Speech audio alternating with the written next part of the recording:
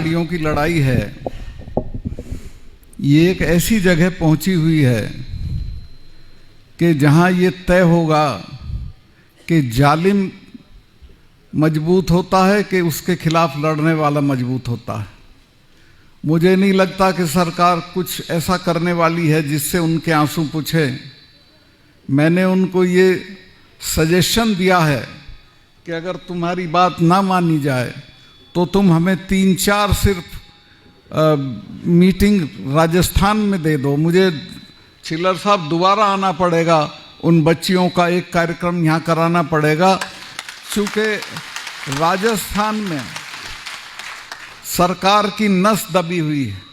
अगर राजस्थान में वो बच्चियाँ घूम गई, चूँकि मेरा बहुत घूमना होता है और मैं जानता हूँ कि जिस दिन वो घसीटी जा रही थी 28 तारीख को जनपद पे, उस वक्त राजस्थान के हजारों परिवार में खाना नहीं बना था। तो जब राजस्थान के लोग उनकी सभाओं में आएंगे, भीड़ दिखाई देगी, तो दिल्ली एक हफ्ते में ची बोल जाएगी और उनकी बात मानेगी। बस वो एक बार तैयार हो जाने के लिए, पहले तो उन्होंने मुझे तेजाजी संस्थान के लोग गए थे जयपुर से, उनको तारीख दे दी थी, लेकिन फिर बीच में वो बातचीत में फंस गई। तो अगर तारीख दे दी और वो आई तो फिर एक बार आपको आना पड़ेगा अलवर के इस, मेरा तो ख्याल है उस वक्त छिल्लर जी खुले में आप सभा करिए, लोग आएंगे। लोग बहुत गुस्से में हैं उनके साथ, जो बेटियों के साथ अन्याय हो रहा है, और बहुत बहुत ज़बरदस्त रिएक्शन है लोगों में। सही बात तो ये है कि दिल्ली में जो सरकार आज है वो आपको मिटाने पे जुटी हुई है। उन्होंने एमएसपी नहीं लागू किया। जब ये किसान आंदोलन चल रहा था तो 700 लोग आपके मरे वहाँ। कुतिया भी मरती है तो प्रधानमंत्री के यहाँ से उसके लिए शोक संदेश जाता है, लेकिन 700 लोग मरे, किसी ने कुछ नहीं बोला। मैं बहुत दुखी था। 10 दिन मैंने सोचा कि मैं गवर्नर हूँ, मुझे बोलना चाहिए कि नहीं बोलना चाहिए। मैं अपना इस्तीफा जेब में रख के प्रधानमंत्री से मिलने चला गया और मैंने जाके कहा कि साहब ये 4 महीने हो गए थे, तब 4 महीने से पड़े हैं, आज तक इनसे कोई बातचीत नहीं हुई, कुछ बातचीत करके इसको निपटा दीजिए। उन्होंने लापरवाही से कहा नहीं नहीं सतपाल भाई सब चले जाएंगे। तो मुझे बहुत गुस्सा आया और मुझे लगा कि ये तो कुछ गांठ ही नहीं रहे। तो मैंने कहा साहब ऐसा है, आप इनको जानते नहीं, ये जो सिख भाई हैं इनके तो गुरु महाराज ने अपने 4 साहबजादे शहीद करा दिए थे, समझौता नहीं किया था। और जब ब्लू स्टार ऑपरेशन हुआ उसके बाद मिसेस गांधी ने 1 महीने तक अपने फार्म हाउस पे महामृत्युंजय का पाठ कराया था। अरुण नेहरू मेरे दोस्त थे, भतीजे थे उनके। उन्हें कहा बुआ आप तो ये सब नहीं मानती थी, कि नहीं तुम्हें पता नहीं है, स्वर्ण मंदिर को जिसने भी छुआ है वो आज जिंदा नहीं है, ये मुझे मारेंगे और इसलिए मैं ये करा रही हूँ। तो मैंने प्रधानमंत्री जी से कहा कि जिससे लड़ो, और हमारे वाले ये तो कब्र उखाड़ के दाह संस्कार कर देते हैं छठे महीने लाल किले पे चढ़े रहते हैं, और अब के तो दोनों इकट्ठा हो गए। तो जिससे लड़ो उसके बारे में ये जान लो कि वो कौन है। तो मेरी राय ये है कि आप बातचीत करके इसको हल कर दो। उस वक्त तो उनकी समझ में नहीं आया, लेकिन 2 महीने बाद माफ़ी मांग के वो कानून वापस किए। लेकिन अब भी ताली बजाने लायक बात अभी नहीं हुई है।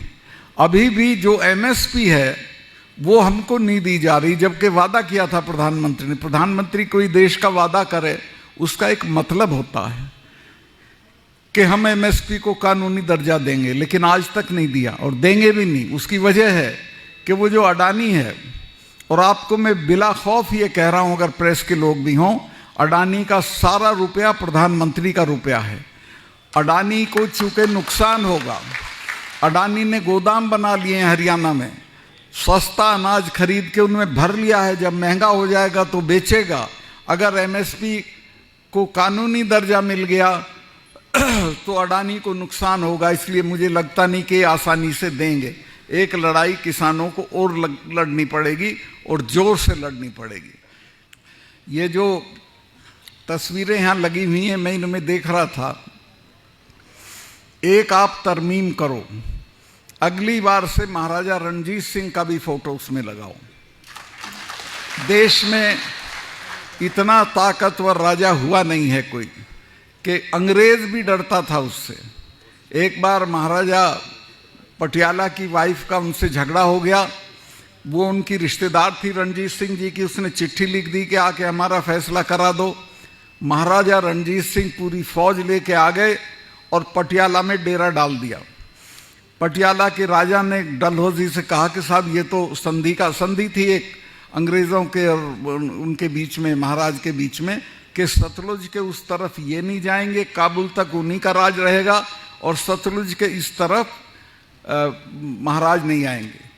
तो कहा कि साहब ये तो आक्रमण है। तो डलहौजी ने कहा भाई मुझे लंदन में पूछना पड़ेगा, मैं क्या करूं। डलहौजी ने लंदन में पूछा कि इस तरह से महाराजा रणजीत सिंह फौज के साथ पटियाला आ गए हैं। तो लंदन वालों ने कहा कि चुप पड़े रहो, 10-5 दिन में खुद चला जाएगा, कहीं ऐसा ना हो कि इससे पंगा लेके जो राज है वो भी छिन जाए। हमें जानकारी है कि उसकी फौज तुमसे ज़्यादा ताकतवर है। उसका एक जनरल था हरि सिंह नलवा, आज जो ये जिसको वजीरिस्तान बोलते हैं पाकिस्तान और अफगानिस्तान के बीच में, इस पे कभी किसी का राज नहीं रहा। जिसके कब्जे में आ जाता था पठान उसको भगा देते थे। 7 साल गवर्नरशिप करी हरि सिंह नलवा ने वहाँ, और इतनी ठुकाई करी पठानों की कि जो पठानी सूट है तभी चला था। उन हरि सिंह नलवा के सिपाहियों से बचने के लिए ये शलवार पहनने लगे थे, उनके सिपाही दिखते थे तो बुर्का डाल लेते थे। तो महाराजा रणजीत सिंह का चैप्टर हमारे इतिहास का बहुत शानदार चैप्टर है। बहुत ताकतवर आदमी था और उसने अपने जीवन में किसी को मृत्यु दंड नहीं दिया। सरदारों की तादाद पंजाब में उस वक्त सिर्फ 7% थी, सबको बराबर मानता था और अपने धर्म का इतना आदर करता था कि फौज लेके जब चलता था तो पहले हाथी पे गुरु ग्रंथ साहब रख के चलता था। एक बार एक मुसलमान लड़की थी, उसको अपने घर ले आए तो अकाल तख्त ने उनको नोटिस भेजा और अकाल तख्त के लोग डरे हुए थे कि पता नहीं आएगा कि नहीं आएगा। हाथ जोड़ के अकाल तख्त के सामने हाजिर हुआ और कहा कि मेरी गलती है पर हो गई, अब तो माफ़ कर दो। तो अकाल तख्त ने उसको यही सज़ा दे के कि तू आ गया यही काफ़ी है, छोड़ो ख़त्म करते हैं। तो इस तरह का आदमी था, तो इसको भी अपने इतिहास में जोड़ो। दूसरे जो मैं असली बात कहना चाहता हूँ वो ये है कि आपकी खेती को ख़त्म करने का डिज़ाइन है, वो तो आप ये 4 कानून लागू हो जाते तो ख़त्म हो ही जाती, वो तो अब रुक गया है। फिर फौज में आप चले जाते थे तो ये अग्निवीर ले आए जिसमें सिर्फ 4 साल की नौकरी होगी, ना कोई पेंशन होगी ना कुछ होगा, और बच्चा क्यों मरेगा 4 साल के लिए गोली खा के। इसके अलावा कर्मचारियों की जो पेंशन योजना थी वो ख़त्म कर दी है, उसको भी लागू कराना पड़ेगा। हम लोग ताकत में आए तो हम पुरानी पेंशन योजना लागू कर देंगे। ये जो पुलवामा का हमला था, कई लोग कहते हैं भाई गवर्नर साहब ने उस वक्त क्यों नहीं कहा, वो ठीक से पढ़ते नहीं अखबार।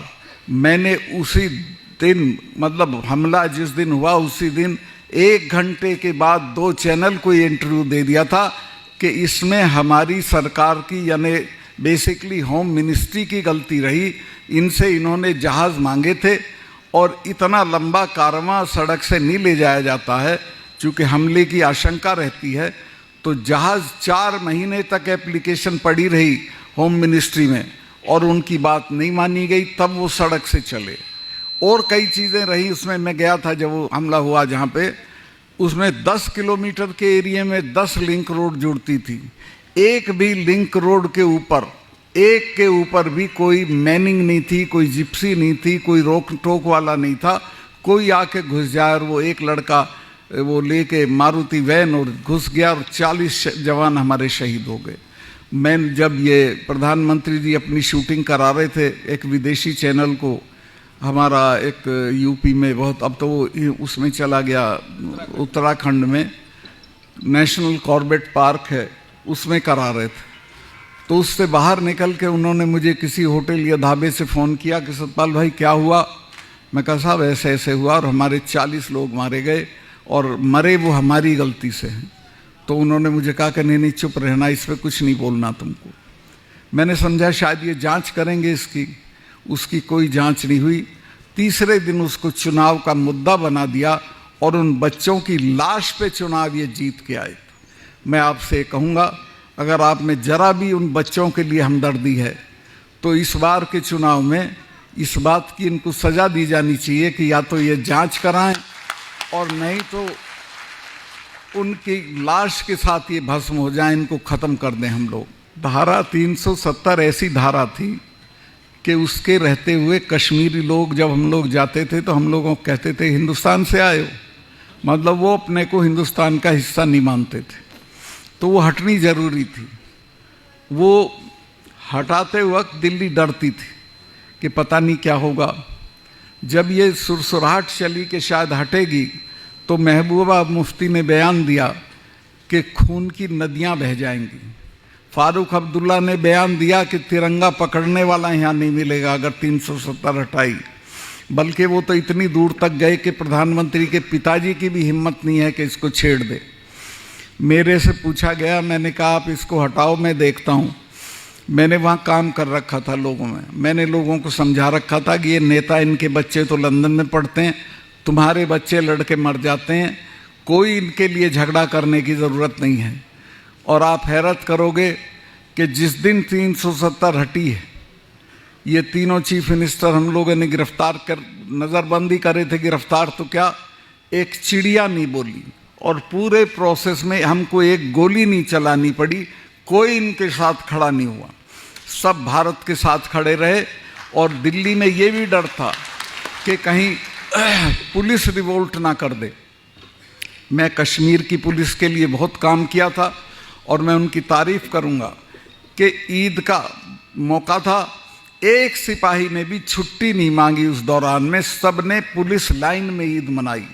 तो कोई बगावत दिल्ली के खिलाफ नहीं हुई और ठीक ठाक होके 370 हट गई।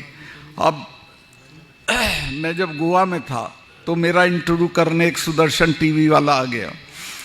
बाकी चीज़ों पे बातचीत हुई गोवा के बारे में, लेकिन उसने ये लिख दिया इंटरव्यू में, ये कह दिया कि सतपाल मलिक जी जो 370 हटाने के लिए जिम्मेवार हैं उनसे मैंने बातचीत की। अगले ही दिन मुझे प्रधानमंत्री ने खुद फ़ोन उठा के करा, अरे भाई फिर बोल दिया आप कश्मीर के बारे में। मैं कहा साहब मैं तो नहीं बोला। कहने नहीं उसने ऐसे ऐसे बोला है। मैं कहा बोल दिया होगा पर मैंने नहीं कहा ये कि मैंने हटाई। मैं तो यही कहूँगा आपने हटाई कि आज के बाद अगर कश्मीर पे कुछ बोलोगे तो मेरी तुम्हारी मुलाकात नहीं होगी। ये शब्द थे प्रधानमंत्री के। मैंने कहा मैं कौन मरा जा रहा हूँ साहब मुलाकात के लिए, लेकिन मैंने बोला नहीं।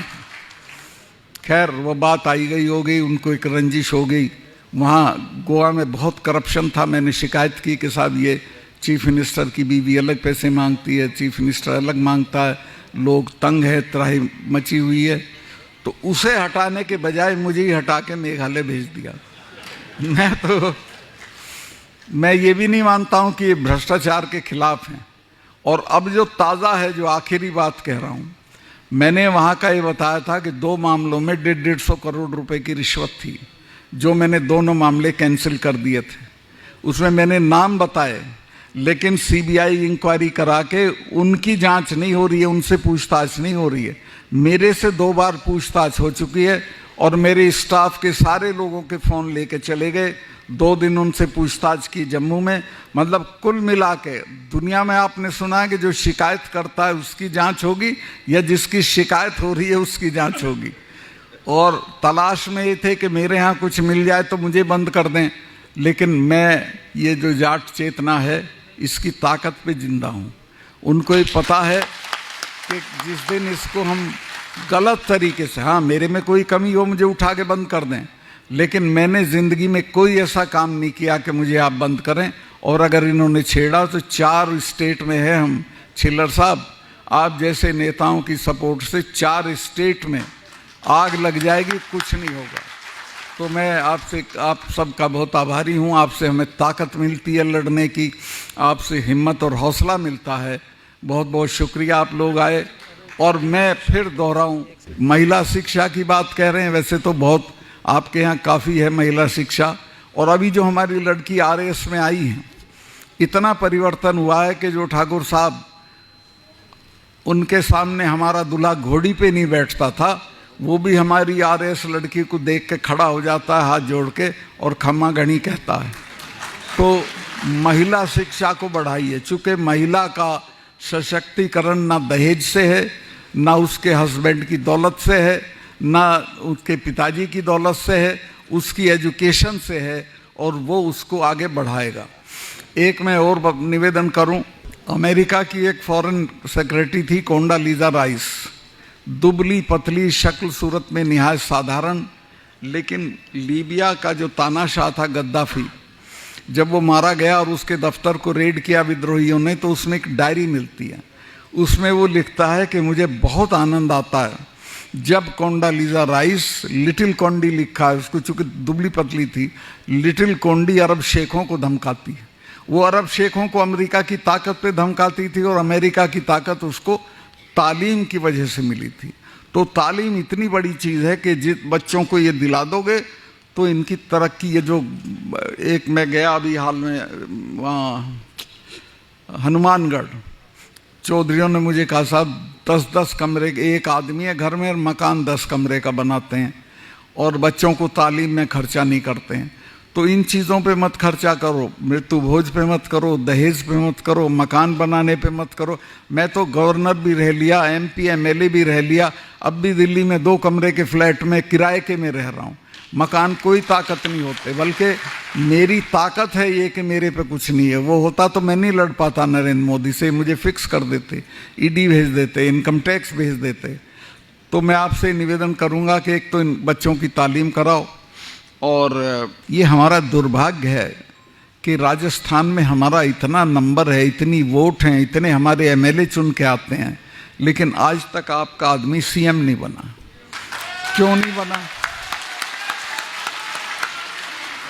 वो इसलिए नहीं बना कि आपने एकता नहीं दिखाई। जब रामनिवास मिर्धा जी चुनाव लड़े CM का, तो उस वक्त वो 2 वोट से हारे और 4 जाट मेंबर्स ने वोट क्रॉस किया, दूसरी तरफ दिया। अगर वो दूसरी तरफ ना देते तो मिर्धा जी चीफ मिनिस्टर बन गए होते।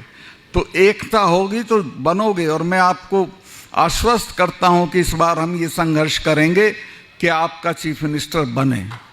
और ये कोई मांग हमारी नाजायज़ नहीं है, हमारी जायज़ मांग है। ये तो जो 77 में जो सरकार बनी थी, चरण सिंह जी उस वक्त चाहते थे कि कुंभाराम आर्य जी को चीफ मिनिस्टर बना दें, लेकिन उसमें हमारे बड़े थे देवीलाल जी, वो कुछ तिकड़म कर गए अपने लिए, अपने पोते को MLA बनवाने के लिए। उन्होंने भैरव सिंह जी से समझौता कर लिया, वरना उसी बार बन गया होता। इसके बाद तो इनमें फूट पड़ गई, कोई कहीं है, कोई कहीं है, कोई कहीं है। अब अगर ये इकट्ठा रहेंगे तो आपका CM ज़रूर बन जाएगा, कोई दिक्कत की बात नहीं है। और मैं हालांकि मेरे पैरों में बहुत चोट है, ठीक हो जाएगी तब तक मैं राजस्थान में घूमूंगा और सब जगह कोशिश करूंगा कि ज़्यादा से ज़्यादा आपके लोगों के टिकट हों। सारी पार्टियों में मेरी पहचान है, और इसके बाद आपका आदमी चीफ मिनिस्टर बने। बहुत बहुत धन्यवाद, थैंक यू। रूहे रवां बलवीर छिल्लर जी, उनका आभार व्यक्त करता हूं कि उन्होंने इतनी सजी सजाई महफिल दी, इतना बढ़िया कार्यक्रम किया, और अभी शायद हम लोगों को खाना भी खिलवाएंगे। तो और मैं उनको आश्वस्त करता हूं कि वो जब भी बुलाएंगे तो मैं, और कोई आए ना आए, मैं ज़रूर आऊँगा। धन्यवाद, बहुत बहुत धन्यवाद।